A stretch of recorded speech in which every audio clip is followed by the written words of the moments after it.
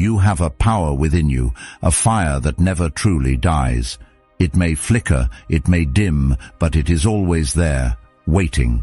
And when you least expect it, there's a moment, a thought, a challenge that becomes the spark. It adds fuel to your flame. You may already believe you understand the limits of your own potential, that you've mapped the borders of your strength. But let me tell you, what you believe is merely the surface. Beneath that surface is a vast ocean of untapped force and unrealized ability. There's something inside you that doesn't break, not really.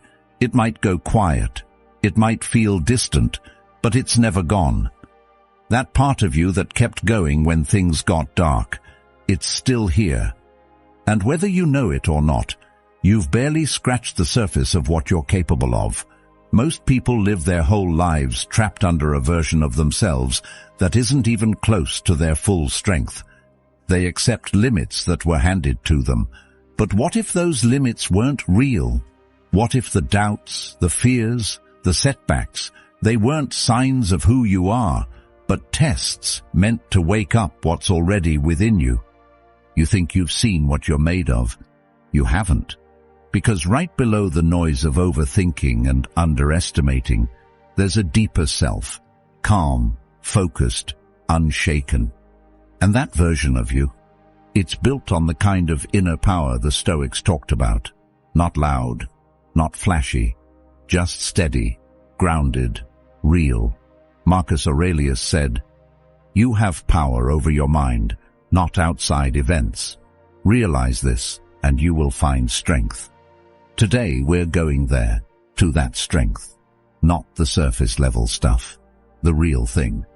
And if any part of you feels like you're ready to stop doubting and start becoming, then stay with me.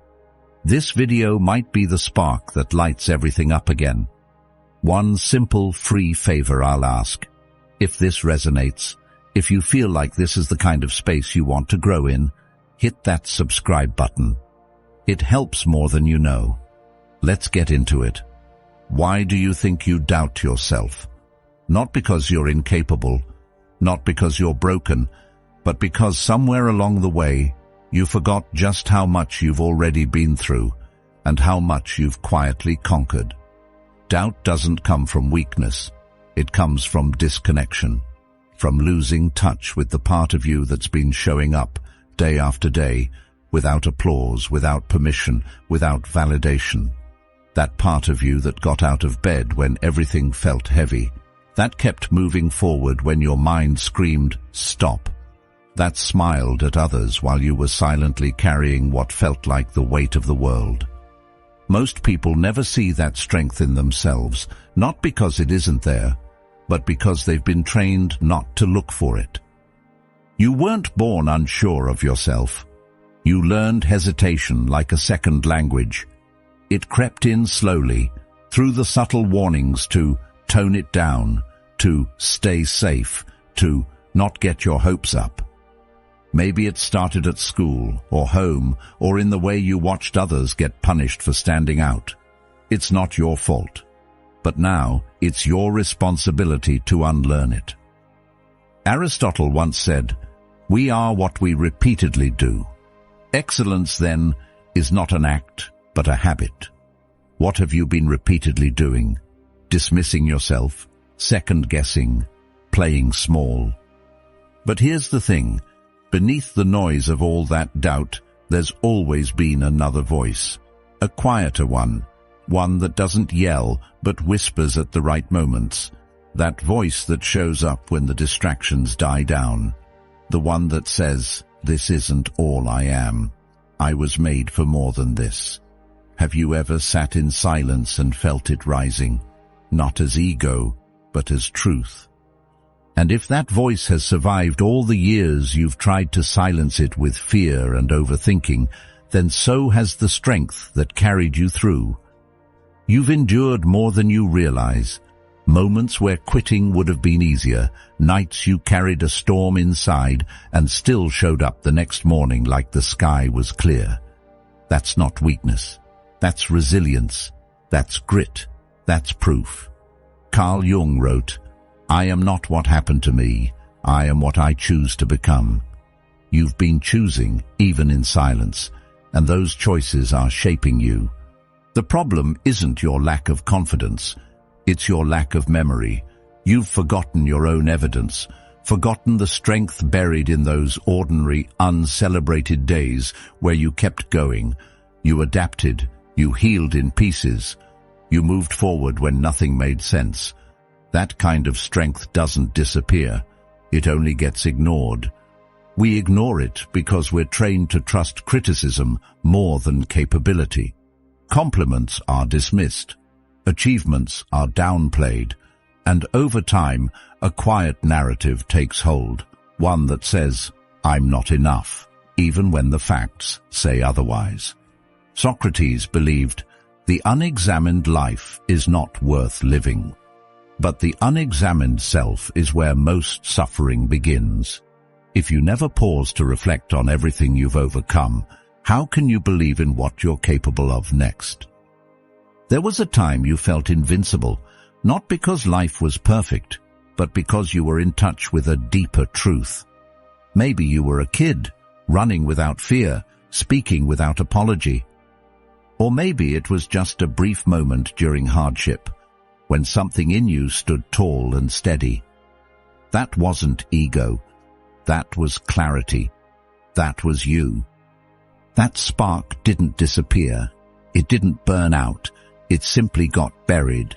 Beneath the opinions you never asked for, the criticism you didn't deserve, the failures you mistook for definitions, and the fog of life, the noise, the pressure, the expectations, it just made it harder to hear yourself. But let's be clear, you didn't lose your fire, you just stopped feeding it. And fire, real fire, the kind that lives in your chest and refuses to quit, it doesn't die easily. It doesn't go out with one setback or even 1,000. It retreats. It waits. It smolders until you're ready to remember that it was never gone. All it takes is a choice, not a loud, dramatic one, but a quiet, firm decision to believe again, not in some ideal version of yourself, but in the core that's always been there. Carl Jung said, "Your vision will become clear only when you can look into your own heart. Who looks outside dreams. Who looks inside awakes." That invincibility you once felt, that wasn't a dream. That was your heart speaking clearly, before the world gave you reasons to doubt. So maybe it's time to stop looking out there for validation and start looking within for recognition.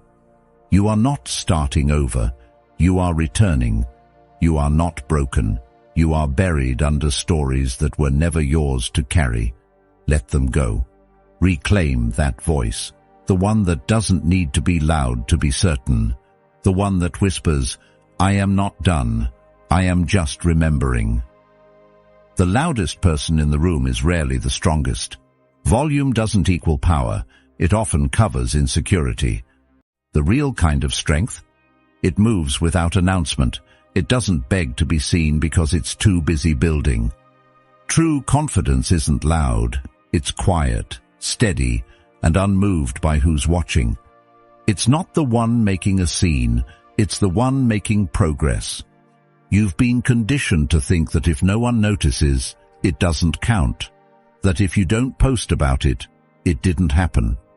But that's not growth. That's performance. Confidence isn't about proving something. It's about knowing something. And when you know, you don't need the world to clap. You just need to keep showing up. Day after day, when the spotlight isn't there, when no one's cheering, when it's just you and the work, that's where real power takes shape. Plato said, "The measure of a man is what he does with power," but I'd add, especially when no one's watching, because the world will always notice eventually. But the version of you who needs to notice first is you. So if you're building something and nobody sees it yet, good. Let them miss it. Let them overlook you. Let your silence confuse them. Let your discipline disturb them. One day they'll ask how you got there, but by then your answer will already be written in the results. How many times have you told yourself, "I'll try when I'm ready"? Maybe you didn't say it out loud, but you've thought it, that you need to feel more confident, more experienced, more prepared before you take that leap. But readiness, it's not something you wait for. It doesn't show up like a guest who rings the doorbell and announces itself. Readiness is something you build, not through thinking, but through doing. You don't become ready and then act. You act, and through that action, you become ready.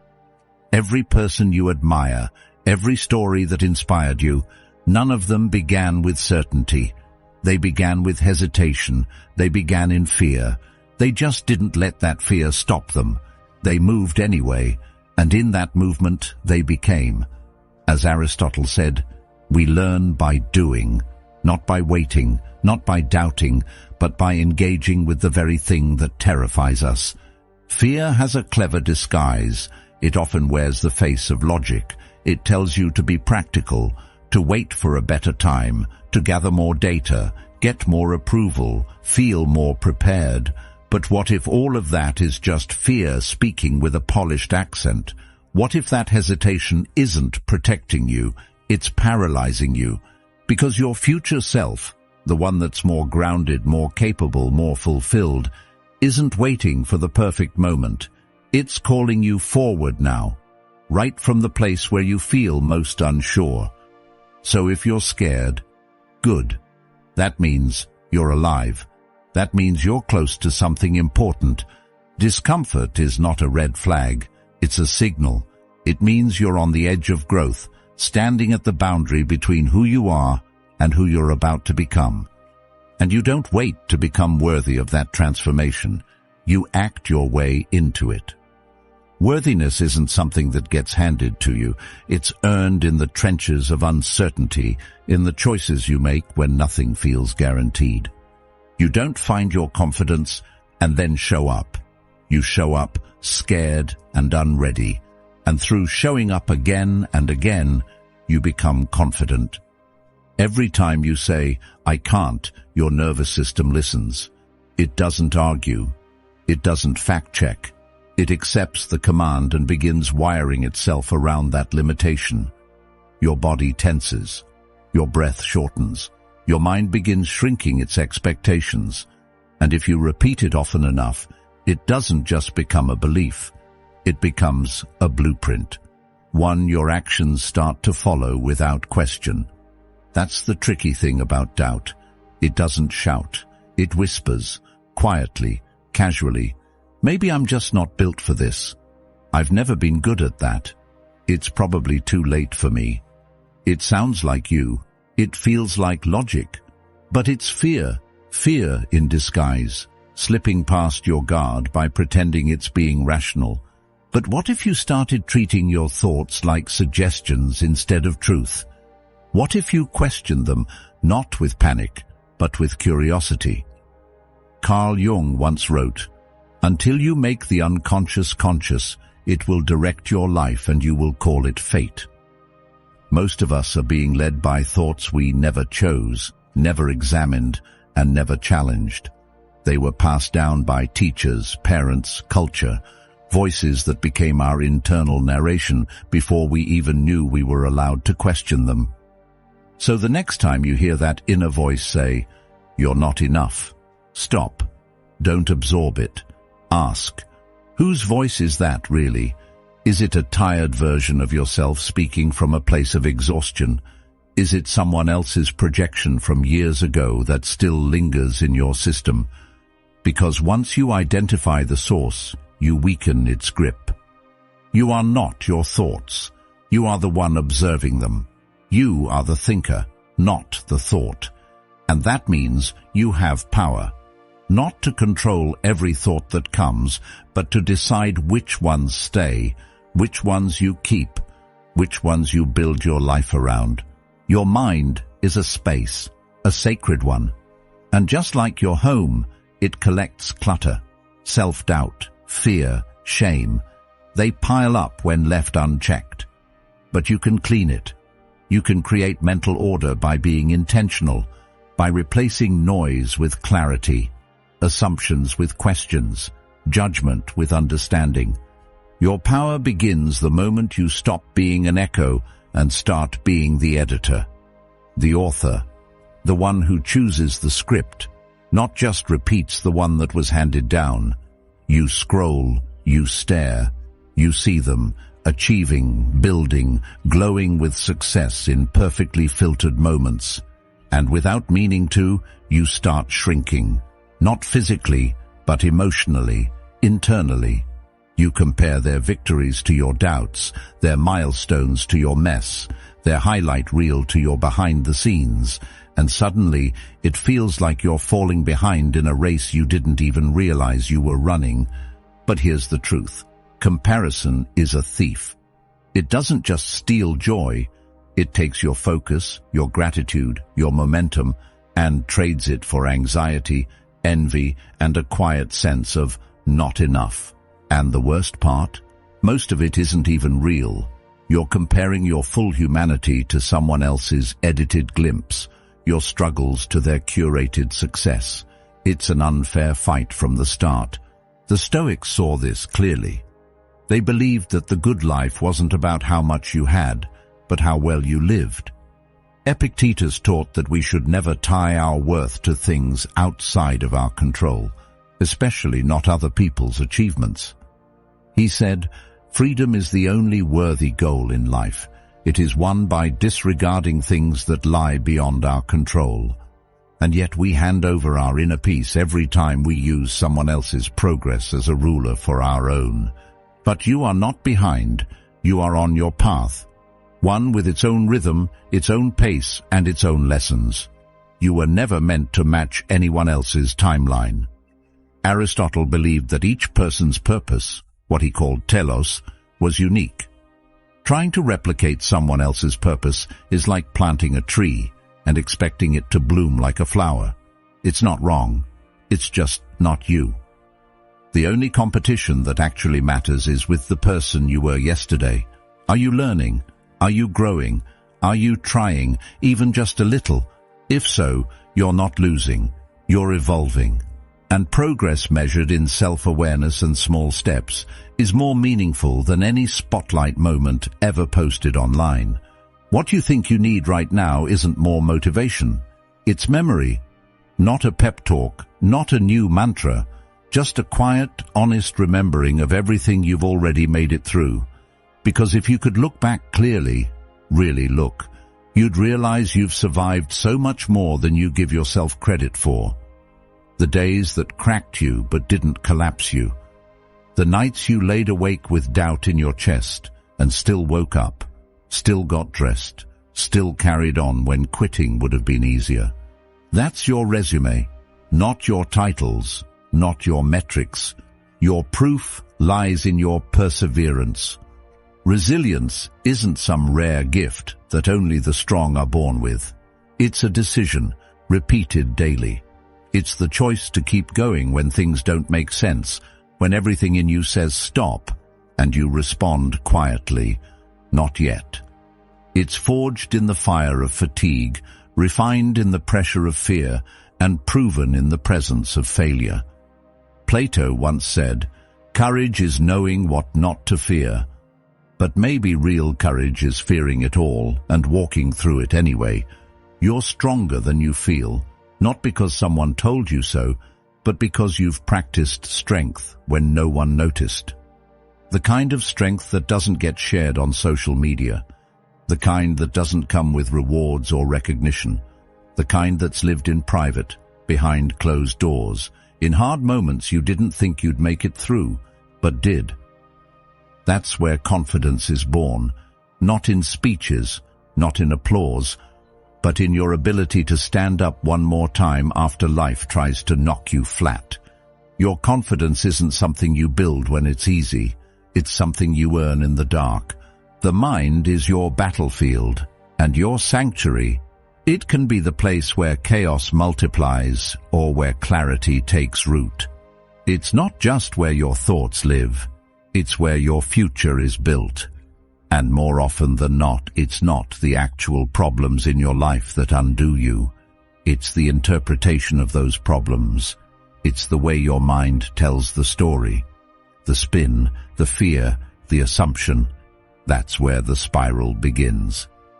Socrates said, "The unexamined life is not worth living." But what about the unexamined thought? That one sentence you repeat to yourself without even noticing. "I'm not ready. They're better than me. This always happens to me."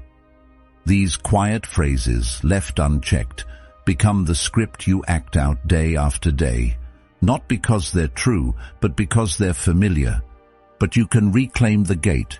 You can stop letting every thought walk in unchecked. You can become the gatekeeper of your mind, the one who decides what gets to stay, what gets questioned, and what gets rewritten. That begins in stillness, not silence necessarily, but awareness, creating space between stimulus and response, between thought and belief. Start auditing your beliefs, not to judge them, but to understand them. Where did they come from? Who handed them to you? Do they reflect truth or just old programming? Carl Jung warned, "People will do anything, no matter how absurd, to avoid facing their own souls." But facing your mind is the beginning of freedom. Not a glamorous process, but a liberating one. Clean your mental language. Speak to yourself like someone you're responsible for. Journal, not to impress yourself, but to see yourself clearly. Stop writing what you hope is true and start writing what is, so you can move toward what can be. Don't just feed your mind with content. Train it with intention. Practice thinking, practice noticing, practice replacing. Because a trained mind doesn't panic at challenge, it pauses. It doesn't react to every opinion, it filters. It doesn't chase control, it seeks clarity. A trained mind won't save you from every problem, but it will protect you from the worst of all, the ones you invent. You've tied your worth to outcomes, to the job offer, the number, the applause. You've looked to results like they were mirrors, hoping they'd reflect back the validation you've been chasing. And when they didn't, you started shrinking, assuming that if the result wasn't great, you must not be either. But the truth is, outcomes are liars. They don't always tell the whole story. They're shaped by timing, by luck, by variables outside your control. And if you live by them, you'll die by them. One high will never feel high enough. One failure will feel like a verdict. And you'll stay stuck in a cycle of chasing worth from things that were never meant to define you. The Stoics knew this long before algorithms and awards. Marcus Aurelius didn't measure his life by victories in battle or praise from the Senate. He measured it by whether he lived in alignment with virtue, whether his actions came from integrity, not impulse. They believed power wasn't in the outcome, but in the process. Epictetus said, "Do not seek for things to happen the way you want them to. Rather, wish that what happens happen the way it happens. Then you will be happy." That's not passivity. That's peace. You are not your wins. You are not your losses. You are who you are in the face of both. You are the effort, not the echo. The decision, not the result.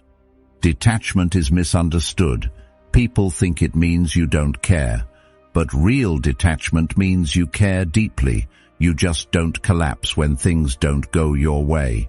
You give your best. You commit fully. But you don't let the result control your self-worth. That's not apathy. That's mastery.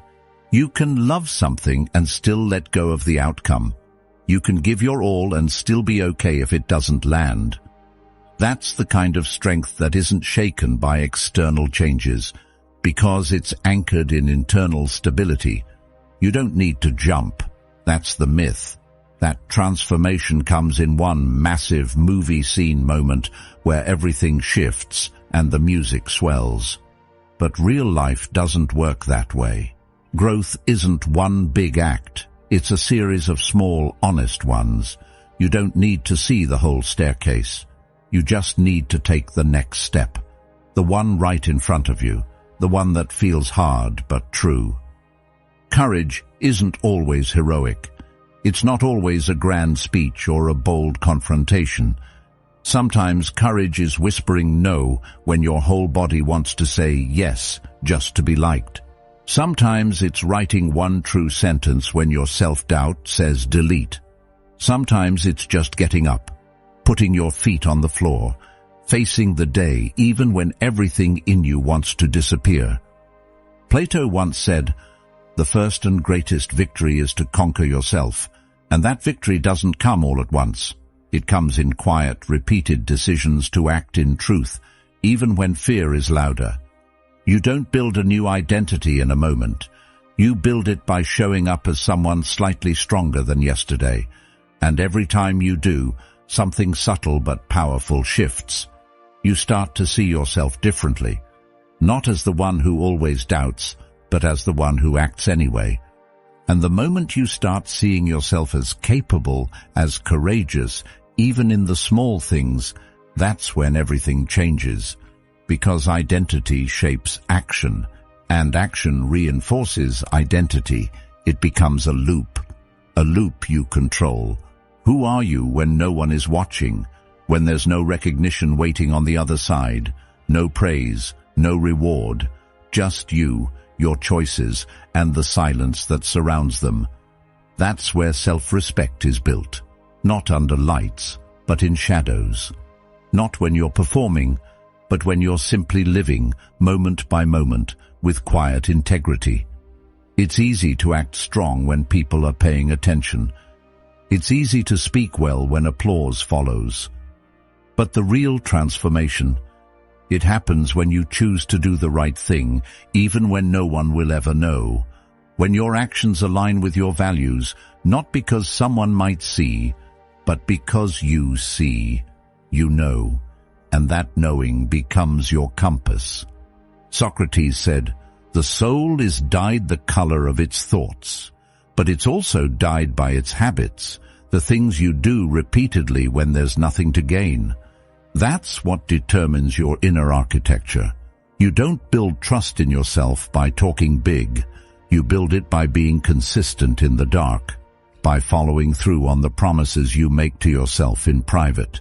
Because that kind of consistency, that quiet loyalty to your own principles, is where unshakable self-respect is born. When you learn to show up without needing a witness, your strength becomes internal. You stop performing. You stop needing to prove. You simply are.